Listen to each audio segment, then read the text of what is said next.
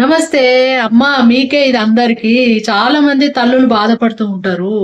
మాకు ఒక్క కొడుకు ఉన్నాడు, ఇంకా ఇద్దరు ముగ్గురు కొడుకులు ఉండేది ఉంటే మమ్మల్ని టుంగుటుయాలలో పెట్టి మంచిగా చూస్తుండనేమో అని చెప్పేసి అది తప్పు తల్లి.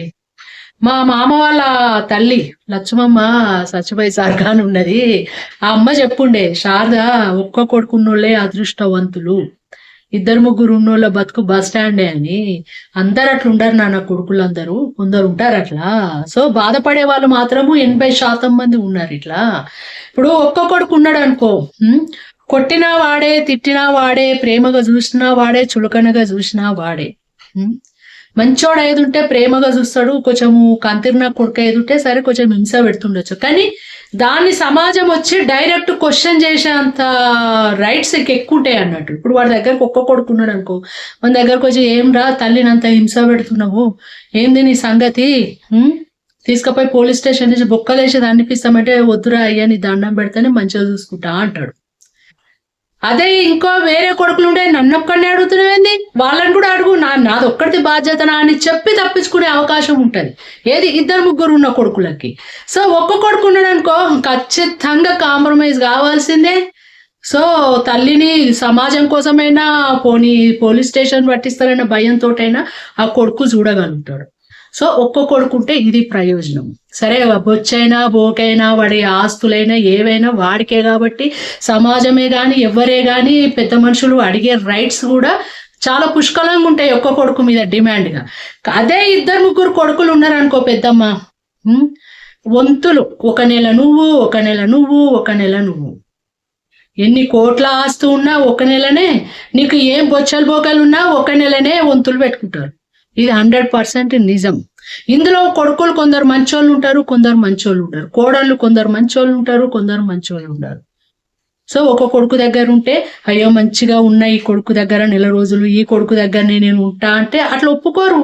ఎందుకంటే నెల పోవాల్సిందే. ఒక్క నెల దాటి ఒక్క రోజు ఎక్కువ అయ్యిందంటే కథం నీ సంచి సర్ది నీ బ్యాగు సర్ది బయట పడేస్తుంది కోడలు. అట్లా కూడా ఉన్నారు కోడళ్ళు. ఒక రోజు అయిపోయిందని ఇప్పుడు పెద్ద మనుషులందరూ ఏందమ్మా ఏందిరా అయ్యా గట్ల తల్లిదండ్రులను అట్లా ఎట్లా పాపం గట్లా ఒక్క రోజని ఉంచుకుంటే ఏమవుతుందంటే అట్లా ఉంచుకోము మేము. ఉన్నారు కదా తోటలో, వాళ్ళ డ్యూటీ వచ్చింది, వాళ్ళ నెల వచ్చింది, పంపించేసేయాలంటారు. ఇది 100% నిజం, జరిగినాయి కూడా ఇట్లా. ఇంకొకటి ఎట్లుంటది అంటే ఇంట్లో పోనీ ఇద్దరు కొడుకులు ఉన్నారనుకో, ఒక కొడుకు లేనోడు ఉంటాడు, ఒక కొడుకు ఉన్నోడు ఉంటాడు. ఒక కొడుకు పెట్టడానికి వాడి పిల్లలు పోషించుకోవడానికే తిండి లేకుండా ఉంటాడు.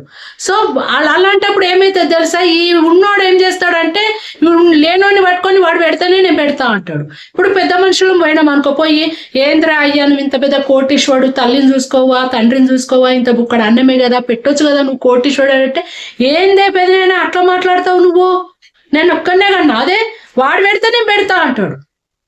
వాడు అక్కడ పెట్టే చాయిస్ లేదు, అక్కడ వాడికి తిండికి వాడికే లేదు, ఇక మా తల్లిదండ్రులకు ఎడబెడతాడు.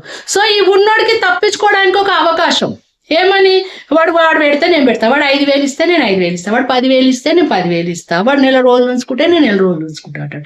వాడు కాడ పెట్టే అవకాశం ఉంటుంది. సో వీళ్ళు తప్పించుకోవడానికి అవకాశం ఉంటుంది. పోయిన పెద్ద మనుషులు కూడా ఏమీ మాట్లాడలేరు. నిజమే కదా వాడు పెడితే వీడు పెడతా అంటుండే, ఇద్దరు కొడుకులు మరి వాళ్ళు కనేదే కదా అంటారు. సో ఇది ఒకటి. అదే ఈ ఒక్కడే ఉన్నాడు అనుకో, ఈ అడగరు కదా. ఇప్పుడు వాడు అన్నాడు కదా ఒక్కడు ఉన్నాడు అనుకో, వాడు పెడితే నేను పెడతా అన్నాడు కదా. పెద్ద మనుషులు పోయి అడిగితే ఇక చచ్చుకుంటానో తిట్టుకుంటానో వాడే పెట్టాలి. అందుకే ఒక్క కొడుకున్నోళ్ళే బెటర్ అమ్మా. మంచికైనా చెడుకైనా దేనికైనా సమాజానికి భయపడైనా చూసేటోడు వాడే. ఇద్దరు ముగ్గురు ఉన్నోళ్ళ బతుకులే బస్ స్టాండ్. మీరు ఎవ్వరు ఫీల్ కావద్దు నాకు ఒక్క కొడుకున్నాడని. మంచి ఇద్దరు ముగ్గురు లేరని ఎవ్వరు ఫీల్ కావద్దు.